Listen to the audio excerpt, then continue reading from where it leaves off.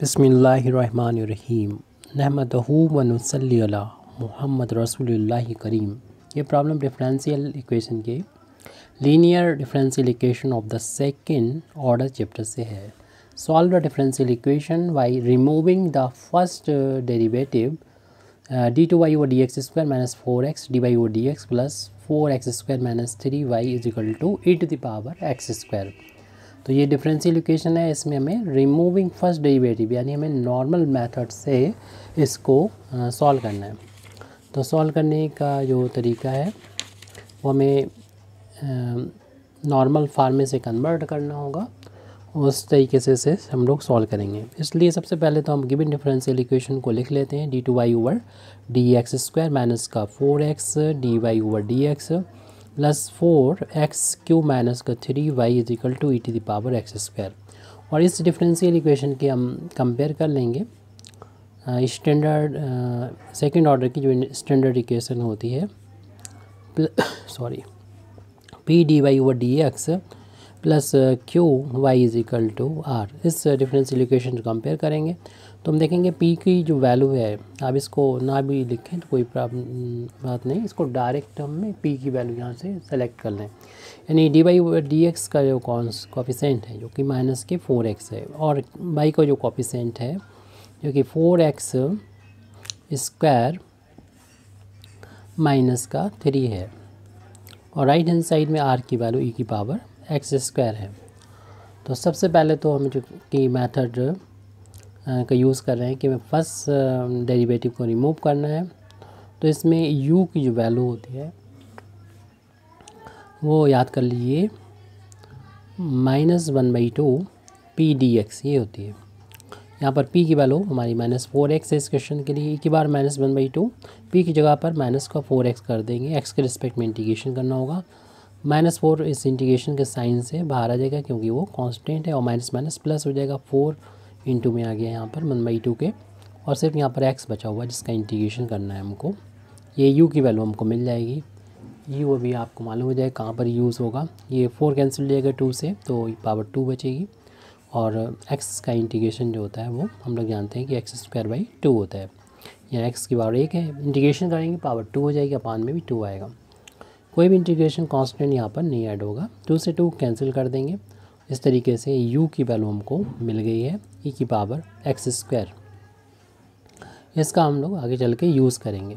अब हम मान लेंगे नाउ पुट कर देंगे, यानी हमने डिफरेंशियल इक्वेशन में putting y is equal to u भी, तो u पता हो गया आपको, और v ये हो गया। b the given putting in the given equation। तो द इक्वेशन गिवन इक्वेशन है ये, वो आपको यहाँ पर दे रखी है, शुरुआत में नोट की थी। इसमें हम जब रखेंगे तो ये नॉर्मल फॉर्म में रिड्यूस हो जाएगी। The equation reduces to the normal form. Normal form में ये मिस फर्स्ट डेरिवेटिव जो है रिमूव हो जाता है। तो हम अगले पेज पे देख रहे हैं वो इक्वेशन इस फार्म में आ जाता है। आपको इस फार्म को याद कर लेना होगा। फार्म याद करने का मतलब क्या है वो आपको भी बात क्लियर यहाँ पर हो जाएगी कि इस फार्म में आ जाएगा डी टू वी ओवर, जो वी यहाँ पर यूज़ किया था, एक्स स्क्वायर वो प्लस का i b is equal to s. तो ये तो है, लेकिन इसमें आई और एस क्या है तो याद कर लीजिए। इसको इक्वेशन डाल देते हैं, इक्वेशन नंबर हम 1 डाल देते हैं इसको, और आई यहाँ पर क्या है, एस क्या है, तो आई की वैल्यू होती है, याद कर लीजिए, Q minus 1/2 D P over d x minus 1/4 P square. अब जो हमने कंपेयर करके पी क्यू आर की वैल्यू फाइंड की थी इसमें पुट करेंगे, यानी हमने क्यू की वैल्यू फाइंड की थी 4x स्क्वायर माइनस 3 सेलेक्ट की थी, -1/2 डी ओवर डी एक्स, उसमें p की वैल्यू माइनस के 4x थी, और -1/4 इंटू पी की वैल्यू माइनस का 4x, और इसका हमें करना है होल स्क्वायर, और सॉल्व कर लेना है, और i की वैल्यू यहाँ पर फाइंड कर लेना है। बाद में जाके i और s की वैल्यू इक्वेशन नंबर 1 में पुट करना है। 4x² माइनस का 3 माइनस 1/2 माइनस कॉन्स्टेंट है 4, इसे इंटू में बाहर ले लेंगे और x का रिस्पेक्ट में डिफ्रेंसिएशन 1 हो जाएगा। -1/4, 4 का स्क्वायर 16 होता है, x का स्क्वायर x² होता है। हमें सॉल्व कर लेना है इसको। i is equal to 4x² minus 3 bracket हटा दिया हमने, माइनस माइनस इंटू प्लस हो जाएगा, 4 कैंसिल हो जाएगा, 2 से 2 टाइम्स हो जाएगा और 16 कैंसिल हो जाएगा 4 से 4 टाइम्स, तो माइनस का 4x² आ गया, प्लस 4x² से ये कैंसिल हो जाएगा। अब हम देख रहे हैं कि इन दोनों का डिफरेंस जो है -3 और 2 का डिफरेंस आ जाएगा 1, जो कि माइनस का होगा। तो i की वैल्यू तो यहाँ पर आ गई और s की वैल्यू को हमें याद रखना होगा, फार्मूला r e⁻² 1/2 p/dx, ये हमें नॉर्मल फार्म में याद करना होगा, यानी यह रिमूवल ऑफ फर्स्ट डेरिवेटिव कहलाता है। अब r की वैल्यू क्या थी, हमने सेलेक्ट की थी, देख लीजिए e⁻x² थी, हम शुरुआत में लिखा था इसको, यहाँ पर जब कंपेयर किया था हमने इस इक्वेशन से तो r की वैल्यू मिली थी e⁻x²। ऐसे p और q की वैल्यू भी है, लेकिन हमें ये यहाँ पर ज़रूरत पड़ेगी इंटू में e⁻1/2 और p की ज़रूरत पड़ रही जो कि माइनस के 4x है dx। इसे सॉल्व कर लेना चाहिए हमें। s is equal to e⁻x² into e⁻1/2 और -4 को तो हम यहाँ से बाहर ले लेंगे। इससे पहले भी ऐसा कैलकुलेशन हुआ, सिर्फ x बचा हुआ जिसमें पावर नहीं लिखी तो 1 होगी, और जब इंटीग्रेशन होगा तो पावर हम लोग जानते हैं। ये देखिए यहाँ पर 4 कैंसिल हो जाएगा इससे 2 टाइम्स, तो माइनस तो है ही है, -2 आ जाएगा और मल्टीपल में चल रहा है ये। यहाँ पर इंटीग्रेशन जब करेंगे x का पावर 1 का तो 2 एक पावर बढ़ जाएगी, 2 हो जाएगा, अपान में भी 2 आ जाएगा और ये 2 से 2 यहाँ पर कैंसिल हो जाएगा।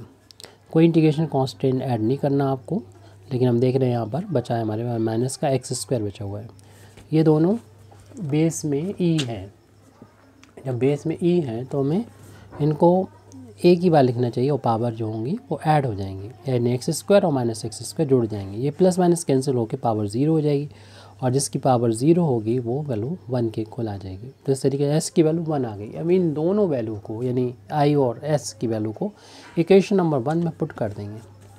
तो इक्वेशन नंबर 1 इस तरीके से हो जाएगा, putting these values of i and s in equation 1। अगले पेज पे हम लोग लिख रहे हैं ये इन इक्वेशन 1। तो इक्वेशन 1 की हालत ये हो जाएगी d2v/dx² प्लस i की वैल्यू -1 है तो माइनस ही लिखेंगे, -1v इजिकल टू s की वैल्यू 1 है। तो ये अब सिंपल सा एक डिफरेंशियल इक्वेशन आ गया है जिसका कोफिशिएंट कांस्टेंट यानी उनके जो कोफिशिएंट है वो कांस्टेंट है, यहाँ पर 1 है, इधर -1 है। तो इसको सॉल्व करना आसान होता है। तो फर्स्ट अगर हम डेरिवेटिव को रिमूव कर देते हैं तो इससे हम सॉल्व करने के लिए जो मेथड हम लोगों ने पहले यूज़ किया था कि इसको डी नोटेशन में कन्वर्ट कर देंगे। ये v में एक डिफरेंशियल इक्वेशन आ गया है, तो इससे हम d/dx को कैपिटल D से नोट करेंगे और जो सेकंड डेरिवेटिव होता है d2/dx² इसे d² से नोट करते हैं। तो ये हो गया d²v माइनस 1 इंटू वी लिखा रहने दें, क्योंकि अगली स्टेप में हम v को राइट हैंड साइड में बाहर ले लेंगे। तो d² माइनस 1 बचेगा, v इक्वल टू 1। ये डिफरेंशियल इक्वेशन जो आया है इसका हमें सॉल्यूशन लिखना है। तो इसके दो पार्ट होंगे, कॉम्प्लीमेंट्री फंक्शन और पर्टिकुलर इंटीग्रल। कॉम्प्लीमेंट्री फंक्शन लिखने के लिए इस इक्वेशन नंबर 2 डाल देते हैं, इसका एक्सिलरी इक्वेशन लिखना होगा। तो इस डिफरेंशियल इक्वेशन का एक्सिलरी इक्वेशन, इट्स एक्सिलरी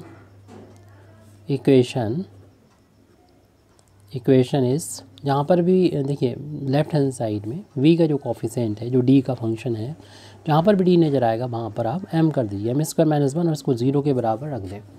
तो इससे एक्सिलरी इक्वेशन मिल जाएगा और इससे m की वैल्यू हमें 2 मिल जाएंगी, क्योंकि m में 2 पावर है, 1 का उधर पहुंचा दिया तो m बराबर स्क्वायर हटाएंगे, स्क्वायर रूट लग जाएगी, इसकी 2 वैल्यू होती है, प्लस माइनस 1 का रूट जो होता है वो 1 के बराबर होता है। तो m की 2 वैल्यू आ गई, एक तो ये प्लस का 1 और दूसरा m की वैल्यू -1। अलग अलग वैल्यू आई हैं तो कॉम्प्लीमेंट्री फंक्शन लिखेंगे इस तरीके से c1 e⁻, इसकी m की पहली वैल्यू लिख दें और इंडिपेंडेंट वेरिएबल जो x था उससे लिख देंगे मल्टीपल में, प्लस c2 इंटू e⁻, दूसरी m की वैल्यू रखेंगे -1 इंटू इंडिपेंडेंट वेरिएबल x से मल्टीप्लाई कर देंगे। तो इसे कि c one e to the power x plus का c two e to the power minus x, ये कॉम्प्लीमेंट्री फंक्शन हमारा आ चुका है इस डिफरेंशियल इक्वेशन जो 2 था उसका। ऐसे ही पर्टिकुलर इंटीग्रल की वैल्यू को फाइंड कर लेंगे, जो डिफरेंशियल इक्वेशन 2 का पर्टिकुलर इंटीग्रल है उसे निकालना है। तो डिफरेंशियल इक्वेशन 2 है, उसमें वी के जो कॉफिशिएंट है डी स्क्वायर माइनस 1, ये आ जाएगा अपान में डी स्क्वायर माइनस 1, और राइट हैंड साइड में जो भी फंक्शन होगा, यहाँ पर बहुत सिंपल सा फंक्शन है 1 है। अब इस 1 को हम चाहे अलजेब्रिक समझें या फिर हम एक्सपोनेंशियल, उन दोनों तरीके से सॉल्व कर सकते हैं।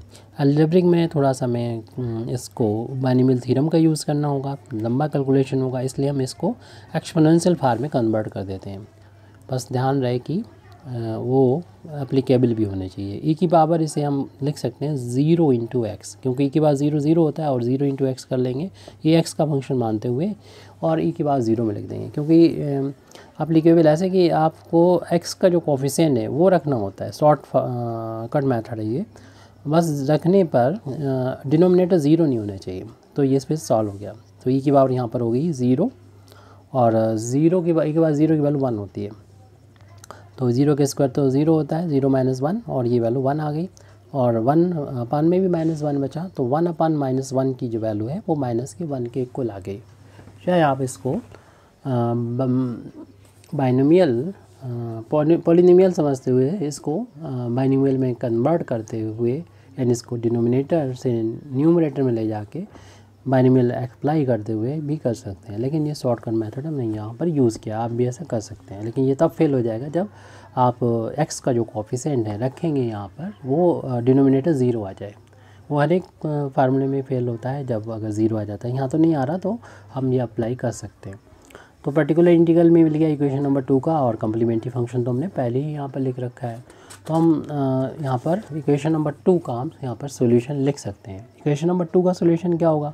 इक्वेशन नंबर 2 का जो सॉल्यूशन होगा वो देखिए, यहाँ पर डिपेंडेंट वेरिएबल v है, तो v की वैल्यू मिलेगी इन टर्म्स ऑफ x, क्योंकि यहाँ पर इंडिपेंडेंट वेरिएबल x था। तो हम लिख सकते हैं पूरा जनरल सॉल्यूशन लिख सकते हैं, v की वैल्यू लिख सकते हैं। v इज इक्वल टू कैसे लिखेंगे? कॉम्प्लीमेंट्री फंक्शन और प्लस पर्टिकुलर इंटीग्रल, दोनों वैल्यू जो लिखी आई थी वो लिखेंगे। और v कितना आया था? c1 e to the power x plus का c2 ई की पावर माइनस एक्स। पर्टिकुलर इंटीग्रल अभी कितना आया है? ये बहुत ही सिंपल सा पर्टिकुलर इंटीग्रल आया था, जो कि आया था माइनस का 1।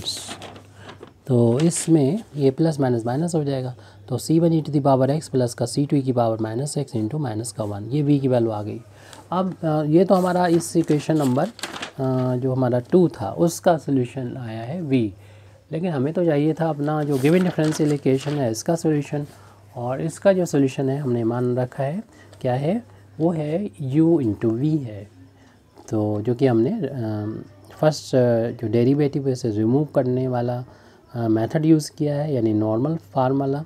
तो उसमें हमें सॉल्यूशन अगर फाइंड करना है तो y की वैल्यू फाइंड करना होगी, क्योंकि ये यहाँ पर डिपेंडेंट वेरिएबल यहाँ पर y है, इंडिपेंडेंट वेरिएबल x है, तो u और v की वैल्यू यहाँ पर पुट कर देंगे।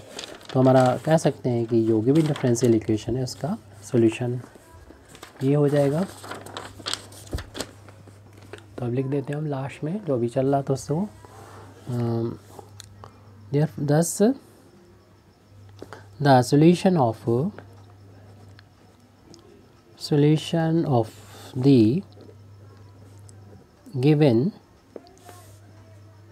differential equation is y is equal to u भी था वो लिखेंगे। अब u और v की वैल्यू, u की वैल्यू पहले आ चुकी थी e to the power x square, v की वैल्यू कितनी है? c1 e to the power x plus का c2 e की पावर माइनस एक्स और फिर माइनस 1, इतना यहाँ पर आ गया है। यहाँ पर मल्टीप्लाई करने से कोई ज़रूरत नहीं है, करना चाहें तो कर दें। यहाँ पर इतना सोल्यूशन आ चुका है। Thank you very much Indeed for listening me. व आखिर दावाना अल्हम्दुलिल्लाहि रब्बिल आलमीन।